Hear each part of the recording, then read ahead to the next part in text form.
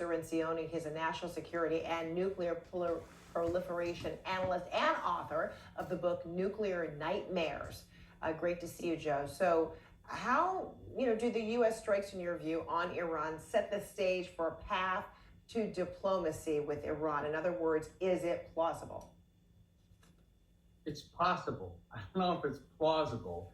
It's been a very difficult road, especially with President Trump, who has a very low tolerance for the kind of extended negotiations you need to contain a program like this.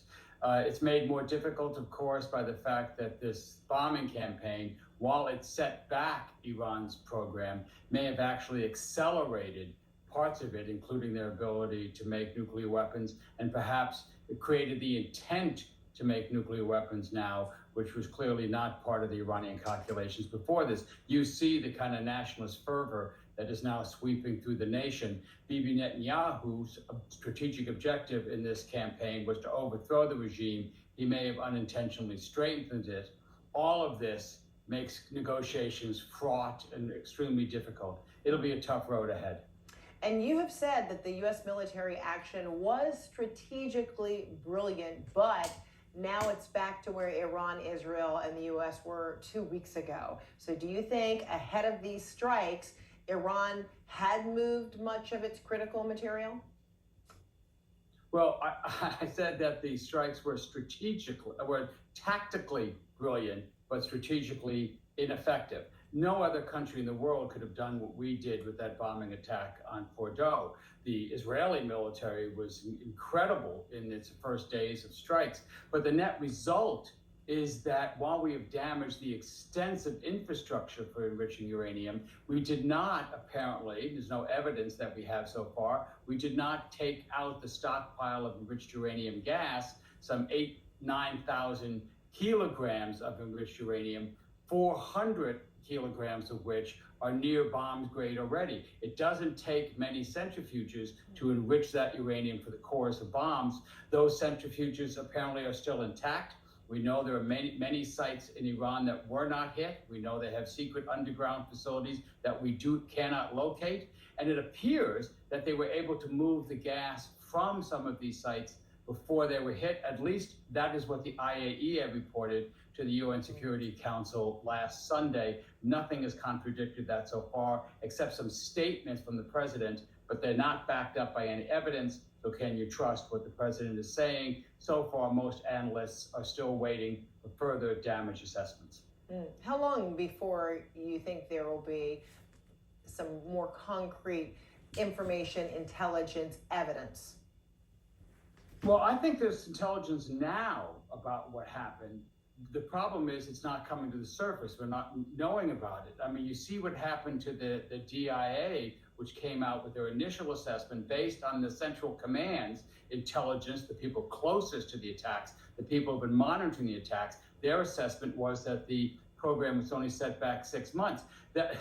That agency is now in deep trouble. I'd be surprised if the head of that agency survives. And what you're seeing is a deep politicalization of the U.S. intelligence apparatus. You can imagine the kind of pressure that is on the other agencies to conform with what President Trump has said, rather than an objective analysis. So I don't know if we're ever going to get a statement we can trust from this intelligence apparatus so heavily politicized by the President of the United States. And I wonder, in your view, then, what does Trump mean when he says Iran needs to agree to a deal? What would the deal be that is different or better than the JCPOA deal that Iran agreed to back in 2015, including inspections from the International Atomic Energy Agency?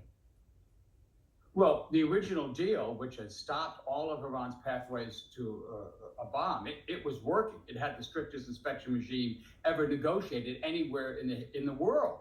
I've been doing this for a long time. I've never seen a deal this good. President Trump pulled out of it for different reasons, not because it wasn't working.